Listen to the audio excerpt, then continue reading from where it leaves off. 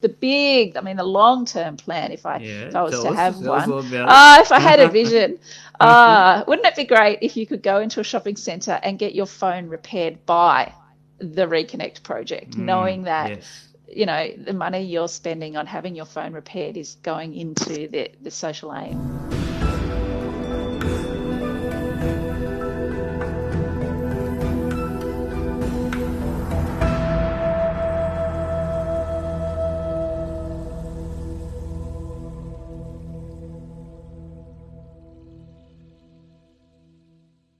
Yes. Now, please Yeah. continue. So I don't derive an income Yep. from the Reconnect project Yep. because it's very much a startup at this point Yeah. in time. And, in the future, it would be great if I could concentrate on it 100% of the time and Yeah. it did provide me with an income. So it's a secondary, it's a passion project, I guess, for me at the Yeah. moment. And the funding that I do have received goes towards paying for the technician's time, paying Yeah. for the spare parts, and again, paying for insurance and Yeah. basic overheads.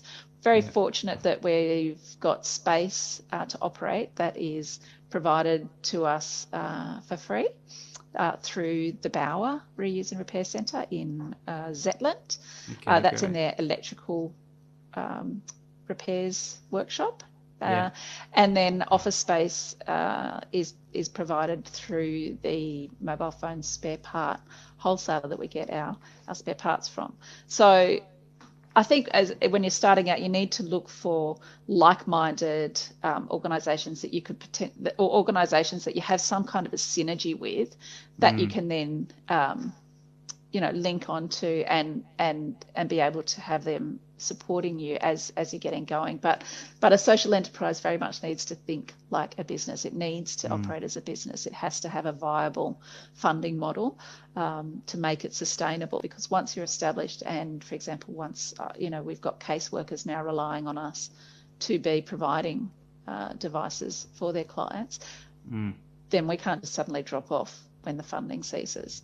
So the grant funding that I've had gives us a startup capital, essentially, and some startup capital that I put into the organisation as well, and that gets us going. And whilst we pilot programs like what we're doing with City of Sydney and City of Parramatta, refine our model, and then build our actual income generating aspect of the business, which will be sale of refurbished devices and hopefully repair of devices. I mean, the long-term plan, if I was to have Tell us one, all about if I had a vision, it. wouldn't it be great if you could go into a shopping centre and get your phone repaired by the Reconnect project, knowing that, Yes. the money you're spending on having your phone repaired is going into the social aim of the Yeah. Reconnect project. So, I mean, my Yeah. vision is to have some repair facilities operating where we can provide that service to people,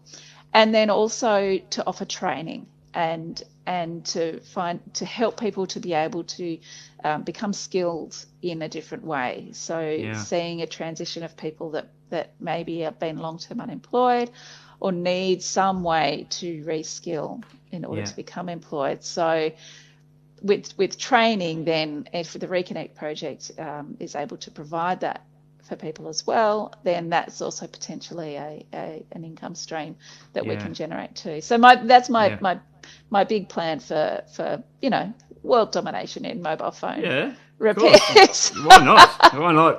I'm all about it. Like, I mean, I'm just world domination in a good way. I think is what we really need. And I think touching on some really valuable points there is this whole element of, I guess, finding like-minded people or groups that can sort of, I guess, see your vision and have a similar sort of vision. Because even within this short time frame of finding out about you guys, I was thinking, well, my big, hairy, audacious goal, with FLICKS4GOOD is to create a video streaming service that we can provide to the world for free, supported by ads, so there'll be ad revenue and people could also donate money.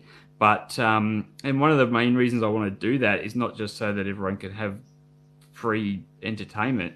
It's really more so that someone who is underprivileged or perhaps, is in a slum or something like that, could actually get a device and then they could watch content but also have some good quality educational material. I'm thinking of curating content from YouTube creators, finding people that, like that they're putting out stuff that's reliable. Because there's so much crazy stuff out there, that is potentially extremely dangerous. My daughter is constantly watching things. She went through this little phase of wanting to become a mermaid, and she was looking up all these like lotions and potions online that just these kids are creating. And so, we would come home and then, not we would come home. It's not as if she was in the house by herself. Yeah, I understand. But we would be home and not paying attention to her, and then you'd walk into the bathroom and she's got like all these different products she's mixing together. She's got all this stuff all over her legs, and you're just like, what are you? It's kind of comical though as well, because I was like, okay, so let's say that you do turn into a mermaid, then are you just going to hang out in the bathtub? Or how are you going to get out of the bathroom? What's going to happen? But she's like, oh no, I watched this Barbie thing, and she was, she at night time or something, she could, swim, and in the daytime she had legs and she could walk or something. I don't know.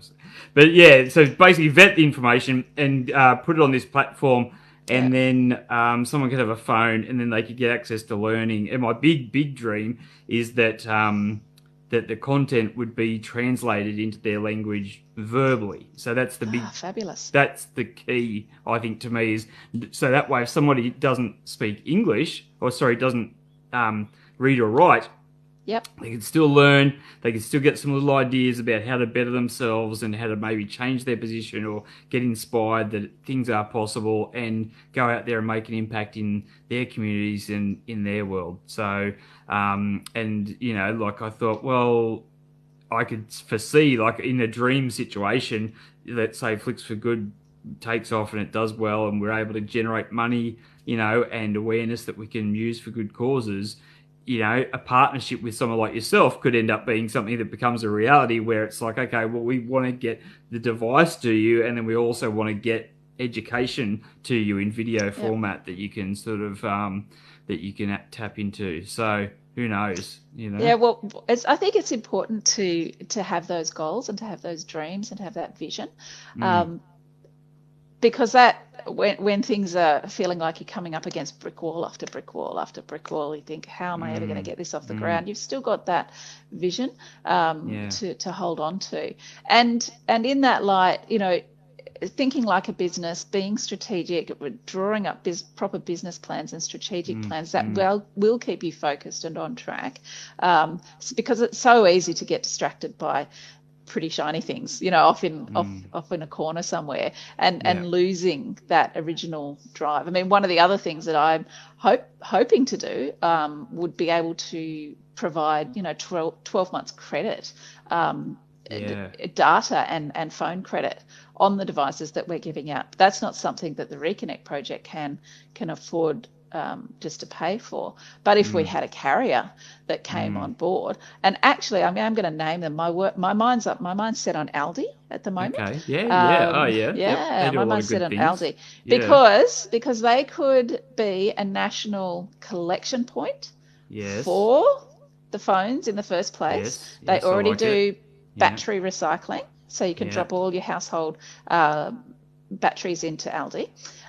So they could be a collection point, and if they were backing the data program for the 12 months, they have some really good data packages, phone and data packages. So Aldi, there you go, Aldi. Anybody who knows that's my target. Who knows somebody whose sister's cousin's brother works at Aldi at a senior level, probably not the people packing the shelves, but somebody high up. That's my goal, because I mean that would just be amazing then, because at the moment we give the phones to the caseworkers, and then the caseworkers are having to find funding, to put credit onto the phone if they're giving it to one of their clients, or the client is then responsible for finding that funding. But if we can provide the whole thing, then that'd be amazing. Yeah, 100%. I love it. I love everything that that you're doing. It's just I think that it's really empowering. It's, you know, some people at a first glance, without thinking deeply, they might not realize just how important it is. But then, having said that, you take a mobile phone off someone who's probably 25, they'll just about have a heart attack. So, Yeah, you know, absolutely. It's the first thing. It's the first thing we touch of a morning, and it's the last thing we touch before we go to it's bed. exactly what You I know, was just thinking. you walk out of the house, got my keys, got my wallet, got my phone. You know, That's it it. used to just be my keys and my wallet. Now it's keys, wallet, phone. You Mm. do feel like something's missing when you don't have it. Yeah. Which, you know, in some ways we can, you know, think back to the good old days when we didn't have them as kids and Mm. whatnot. But they, as I said earlier, they're here to stay, and Yeah. they are a beneficial tool. That, you know, Yes. they are. So if we Indeed. can reduce that divide in Australia of people who have access to them and who don't, then that would be Yeah. great. Yeah, so good. Thanks so much for joining us today. I really appreciate you coming on. Don't be a stranger. And like any, please, yeah, feel free to job in other great organisations. Anybody else watching, I'm always looking for guests. So I'm wanting to try and just keep this thing rolling, and let's all work together. And you know, it's just really exciting to find people who are trying to make things better in the world. So thanks so much, and good on you for doing what you're doing. Thank you. Thanks for the opportunity. Talk soon. See ya. Bye. Bye, everyone.